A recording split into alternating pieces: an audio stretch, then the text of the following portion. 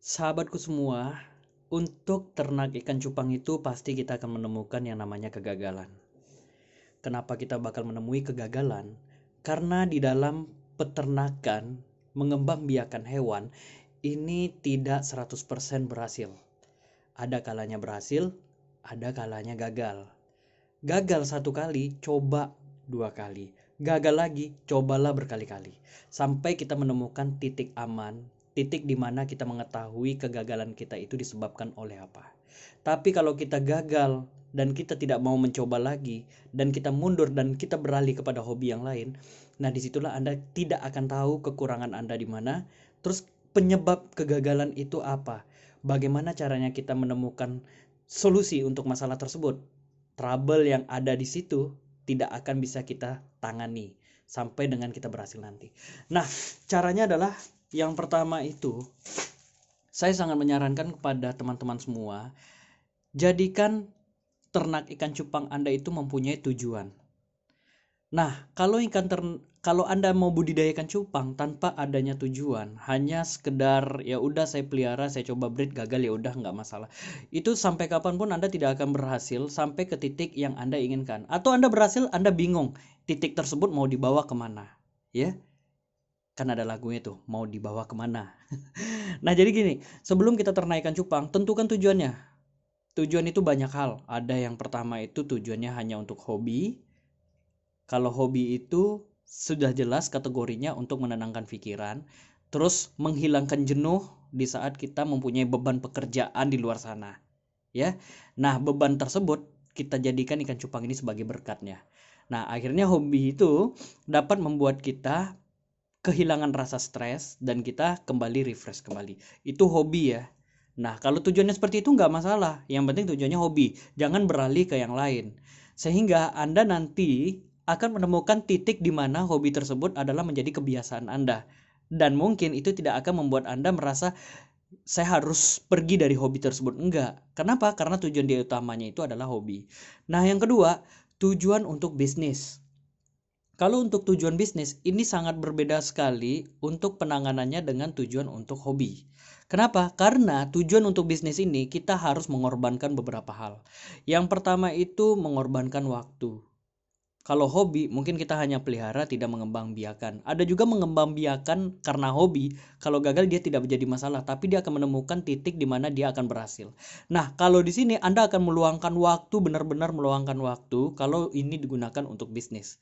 Mungkin ketika Anda berhasil, barulah waktu itu bisa Anda bagi dengan menggunakan karyawan, atau Anda bisa menggunakan sistem, ya, bekerja sama dengan para breeder lainnya.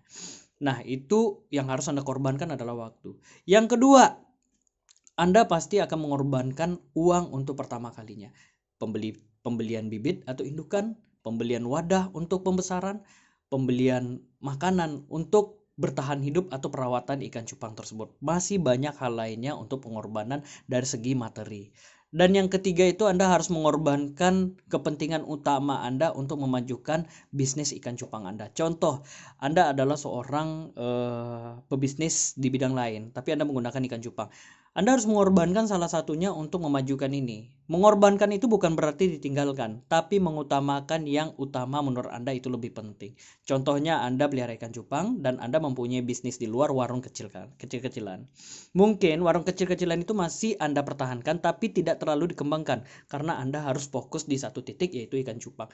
Kemungkinan besar itu akan berhasil untuk meningkatkan kualitas ikan cupang Anda. Tapi kalau sama-sama fokus, itu akan sangat sulit apalagi Anda masih awal memulainya tanpa ada sokongan atau support dari yang lainnya seperti karyawan ataupun kerjasama atau partner di dalam Anda budidaya ikan cupang. Nah, yang terakhir adalah selain Anda harus menentukan hobi, ya, contohnya hobi, yang kedua bisnis, yang ketiga coba-coba. Nah, ini yang membuat Anda gagal. Kenapa saya bilang seperti itu? Biasanya yang coba-coba ini ketika gagal dia akan meninggalkan. Ketika berhasil, ya sudah, dia tidak akan meneruskan. Yang penting berhasil, saya sudah pernah mengalaminya. Tapi kalau dia sudah gagal, ya udah, dia bakal mundur sejauh-jauhnya dan dia tidak akan berdiri kembali di situ. Dia akan berdiri kembali ketika dia melihat teman-temannya mulai budidaya kembali. Nah, inilah yang coba-coba ini yang dapat membahayakan kita, yang dapat merugikan kita dari segi waktu, keuangan, bahkan ini akan merugikan kita dari segi pergaulan kita.